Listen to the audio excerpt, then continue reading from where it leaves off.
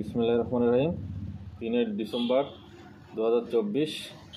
আমি আব্দুল্লাহ মামুন বেনাপোল থেকে আজ আপনাদের সামনে আলোচনা করব বোরো ধানের বীজতলা আপনারা কিভাবে করবেন এবং কিভাবে সার দেবেন আর কিভাবে বীজ শোধন করবেন এই বিষয় নিয়ে আজকে আপনাদের সামনে আলোচনা করব। আলোচনা দেখতে আমাদের ভিডিওটি সঙ্গেই থাকুন। আর আগামীতে যারা আপনারা বিআর 107, 108, 109, 10, 20 নেবেন এবং আমাদের ইন্ডিয়ান রড মিনিকেট যে জাতটা আপনারা নেবেন আমার সাথে যোগাযোগ করবেন। আমি পাইকারি বিক্রি করে থাকি, সীমিত লাভে পাইকারি বিক্রি করে থাকি।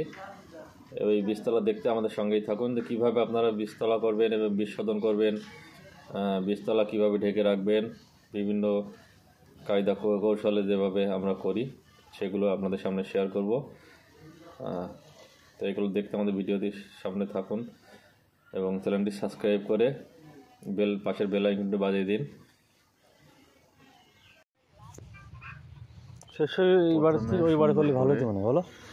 নাড়াগুলো উঠাই নেবেন। এই দেখেন আমি নাড়াগুলো সব উঠাই নিয়েছি। তাহলে ওই যে আমার জমি থেকে সব নাড়াগুলো উঠাই নিয়েছি। এভাবে আপনারা নাড়াগুলো উঠাবেন, উঠানোর পরে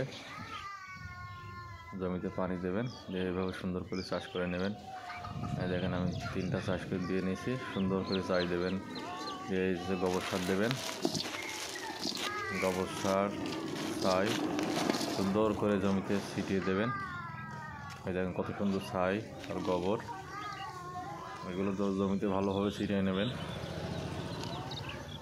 এই আছে আমার জমিন, আমি এটা 4 বস্তা ছাই আর গোবর সার সুন্দরভাবে জমিনে দিয়ে দেবো। ঠিক এইভাবে আপনারা দেবেন যাতে প্রতি জায়গায় যায়। দেওয়ার পরে আবার চাই দিয়ে নেবেন, চাই দিয়ে মই দিয়ে আপনারা প্রতি শতকে ডিওপি দেবেন 1 কেজি, আর ইউরিয়া 500, পটাশ 500 কাদায় দিয়ে নেবেন সুন্দর করে। নিয়ে ছাইগুলো এভাবে সুন্দর করে চারিদিকে বিছাই দেবেন। ঠিক যেভাবে আমি দিচ্ছি এভাবে দিয়ে নেবেন। এই দেখেন ছাইগুলো আমি সুন্দর করে চারিদিকে ছিটিয়ে দিয়েছি। এই দেখেন আপনারা কত জমিনে আমি আজকে পানি দিয়েছি। পানি দেওয়ার পরে আপনারা অবশ্যই ডিএপি 1 কেজি প্রতি শতকে 500 গ্রাম, ইউরিয়া 500 গ্রাম, পটাশ কাদায় দিয়ে নেবেন। দেওয়ার পরে যখন চারার বয়স 12 দিন হবে তখন আপনারা আবার চারা দেবেন। এই যে দানাদার, এই দানাদার আমি দিব। এটা আছে 5G দানাদারটা দিলে আপনার জমির যেসব পাশাক্রিয়া থাকে বা পোকামাকড় থাকে সেগুলো মারা যাবে। আর এটা আছে ক্রোজার, এটা আছে সিনজেন্টা কোম্পানি, আমি বীজ শোধনের জন্য নিয়ে এসেছি। এটা সিনজেন্টা কোম্পানি, এটা বীজ শোধনের জন্য আমি নিয়ে আসছি। এটা বীজ শোধন করবো। যাই হোক দানাদার দিয়ে দেবেন। দানাদার দিলে জমিনে যে পোকামাকড় আছে বিভিন্ন বিষাক্ত এগুলো সব নষ্ট হয়ে যাবে। আর এই বীজটা এইভাবে শুকাবেন রোদে শুকানোর পরে, রোদে 8 ঘন্টা শুকাবেন। শুকানোর পরে বীজটা ঠান্ডা করবেন, ঠান্ডা করার পরে বীজটা শোধন করবেন।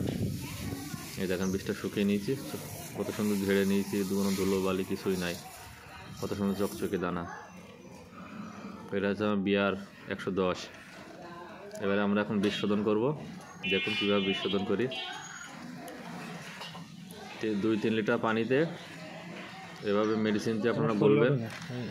আপনার 1 কেজি বীজের জন্য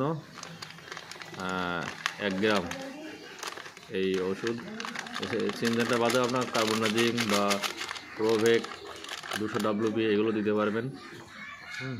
এভাবে পানিতে সুন্দর করে গুলে নিয়ে বীজের সাথে আপনারা মিশিয়ে 3-4 ঘন্টা রাখবেন। রাখানোর পরে আমার মতো এভাবে দিয়ে নেবেন। এই দেখেন আমি কীভাবে সুন্দর করে বীজের ওপর দিয়ে দিচ্ছি, দিয়ে সুন্দর করে মাখাবেন। মাখিয়ে 4 ঘন্টা রেখে দেবেন। এই দেখেন সুন্দর করে এভাবে মাখিয়ে 4-5 ঘন্টা রাখার পরে তার পানি দেওয়ার ভিজিয়ে সুন্দর করে আপনারা চারিদিকে দিয়ে নেবেন। দেওয়ার পরে 4 ঘন্টা রাখবেন। দেখেন আমি সুন্দর করে প্রতিটা ধানে যাতে লাগে দিয়ে 4 ঘন্টা এভাবে ঢেকে রাখবেন।